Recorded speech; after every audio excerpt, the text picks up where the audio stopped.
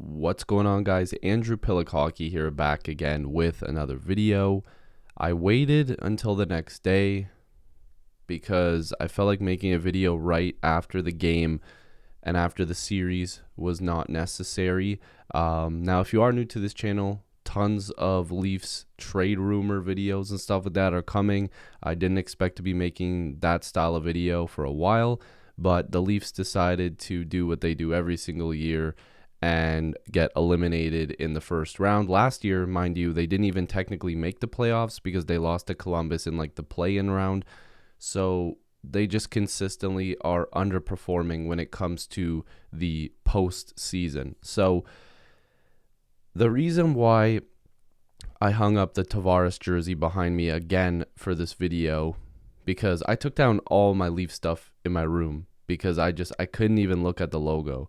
But it's just, I don't know, it's just one of those reactions that you get right away after something like that happens, especially if you're a diehard fan.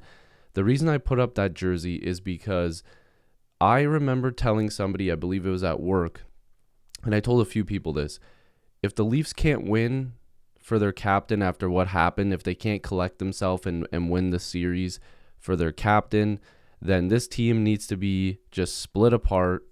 Trade as many players as you possibly can to get better players, and obviously to a degree, you know, this team is still a contender, not a rebuilding team, even though they need to be rebuilt to a degree. But if they can't win after what happened to Tavares, then there's something wrong with the room. The veteran presence, I guess, just didn't step up. Matthews, Marner were ghosts. They were invisible in this series. And it's frustrating. Just as a fan, just as somebody who has been struggling to even just make these videos, making this one is even more of a pain in my ass because this shouldn't be happening. This video should not be happening already. This team was built to win now. They made trades that were made for now. And now all these assets that were traded, money that was spent, it's a waste. They did nothing. They folded. They were up 3-1 and they folded. This team gave up. It was not goaltending. Jack Campbell was the MVP of the playoffs. The stars didn't show up, but there was secondary scoring was not the problem. Nylander, 8 points in 7 games played. Don't say another Nylander trade rumor to me. Alex Kerfoot, 6 points in 7 games. Spezza, 5 points in 7 games. 2 secondary scorers right there. Galchenyuk only played in 6 games, and he had 4 points. Secondary scoring. Mitch Marner played in 7 games and had 4 points. Matthews played in 7 games and had 5 points. The Rocket Richard winner had 1 goal. Now, I'm going to be making another video on individual players, specifically on Mitch Marner. But I'm not going to be one of those people that goes to his Instagram and comments crazy stuff because I think that's absolutely ridiculous. Let's stop that. Like, I don't know, like, if it's a bunch of like 10-year-olds, it makes sense. But if you're in your 30s commenting on Mitch Marner's Instagram, then you should probably get yourself checked out because that's insane. Like, it's ridiculous. You know, elementary school was a long time ago. Get over yourself. Mitch Marner was not good. He was not good. He was not worth the money.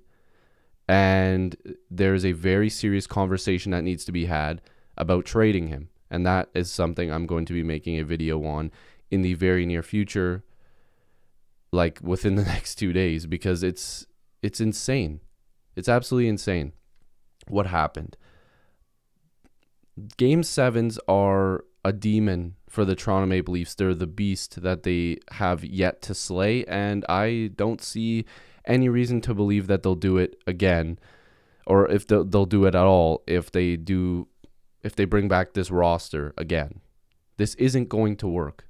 This team is not going to work. Going back to what I said, goaltending not a problem, secondary scoring not a problem. I am not also going to sit here and just blame everything on Kyle Dubas because, sure, you know, not having a guy like Taylor Hall in your lineup. They thought Foligno was going to work out. It didn't.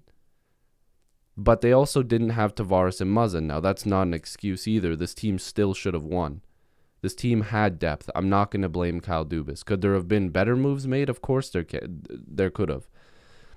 But not every GM is perfect, and not every GM has to make those moves to make their team that much better.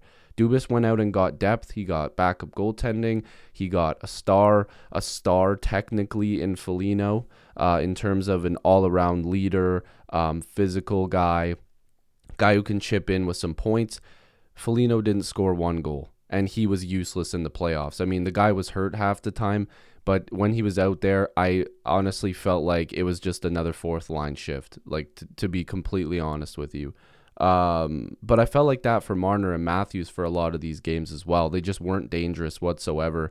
I didn't see them playing the game that they have been pretty well the entire season. It's embarrassing. This is embarrassing.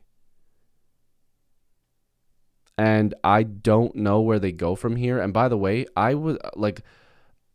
did not want to script this video. I didn't want to come in here with a game plan because this is just my general thoughts and frustration. I haven't even watched Steve Dangle's video yet because I didn't want to hear what he was saying and then just repeat it. This is my genuine feelings on what happened. This is a joke. They won the division and they couldn't get out of the first round. Carey Price was awesome. Montreal had a great series. I'm not going to blame officiating, even though there was a few really bad calls that resulted in goals for the Canadians. But again, Jeff Petrie should have been suspended, or at least fined. But those reasons did not cost the Leafs the series. They did it to themselves. Trust me, they did it to themselves. What do you do to improve this team? Kyle Dubas built around stars. He got depth. He got goaltending depth. He got a starting goaltender that literally put on a performance like no other, and we couldn't score. And yet there's people out there saying that the Leafs need another defenseman. They need another big name defensive defenseman because we couldn't stop goals from going in, blah, blah. Guys, look at the numbers. This team couldn't score. That was what this team was known for. The only guys that showed up were guys that everybody's been criticizing besides Spezza. Spezza has just been doing this thing all year and everybody loves him, let's be real. But Nylander, 8 points in 7 games, like I said, and Kerfoot 6 and 7. And people were thinking Galchenyuk wasn't ever going to work with the Leafs, but he had 4 points in 6 games. These were all guys that nobody was believing in. These Nylander and Kerfoot were in every trade rumor known to man for the last, year and a half? Where is this energy? Now it's finally starting to come out for guys like Marner or Morgan Riley, who had a decent series. Muzzin had a great series before his injury. TJ Brody was an MVP in this series. TJ Brody was phenomenal. The Leafs have to move on from a couple players on this roster, and they need to figure out what the excuse is, because there's an excuse all the time. Now there's reports that Marner was being a prima donna, blah, blah, blah, blah, blah. What's the excuse this time? I'm so sick and tired of this BS every single year. I have not been doing this as long as Steve Dangle, but for the last few years, all you got to do is go around this time of the year, look on my channel, and see the exact same video every year. Disappointment, disappointment, disappointment, disappointment. They're just garbage. This team is garbage. If you cannot get out of the first round, facing a team that you should be beating the crap out of every game, this team is garbage. No heart, no soul, no determination. They literally gave up. Where was the veteran presence? I feel terrible for Joe Thornton, but the guy was useless. I hate to say it. I love Joe Thornton. It hurts me to say it, but the guy was useless. I said last night watching this game, where's this physicality that he's supposed to bring in the playoffs? Because the guy did nothing. Foligno was injured, so he did nothing. Simmons, I mean, he did a lot during the regular season, but I'm not just going to sit here and act like Simmons was a beast this series. He was invisible half the series. And he doesn't even need to fight. Throw a bunch of hits and get the guys going. When the Habs needed something, Kotkaniemi was hitting. Anderson, of course, was hitting. Gallagher was hitting. They had a bunch of different guys just going out there and laying some hits. They don't have to be big bruising hits, but they're hits that scare the opponent enough to cough up the puck, and that resulted in 3 losses for the Maple Leafs. Their physicality cost them 3 games because people were scared and gave up the puck. It's the little things that turn into big things that make you win games. They don't have it. This team doesn't have it. They still don't. Unless they make a bunch of big moves, this team is going absolutely nowhere. And big moves could just be resulting in getting rid of Marner, maybe looking to move on from Morgan Riley in order to clear up more cap space, asset management, and bring in a different defenseman for around the same money on a longer-term contract, something like that. I know I'm going to forget stuff making this video, but it's just embarrassing. I have no, like, this one hurts the most out of all of them because it's just, you should have won this. They should have won against Columbus, but we kind of just brushed it off. They should have won against Montreal. They didn't get beat in terms of goaltending because Campbell was better. They just couldn't score. And that's not just goaltending. That's literally just effort. Half these guys did nothing. And honestly, I don't know how many of these guys I would be sad to see leave. Like, probably just Nylander at this point. And Matthews, of course. But he was terrible in this series. Like, we're not just going to sit here and be like, oh, because he won the Rocket this year. Like, whatever. No.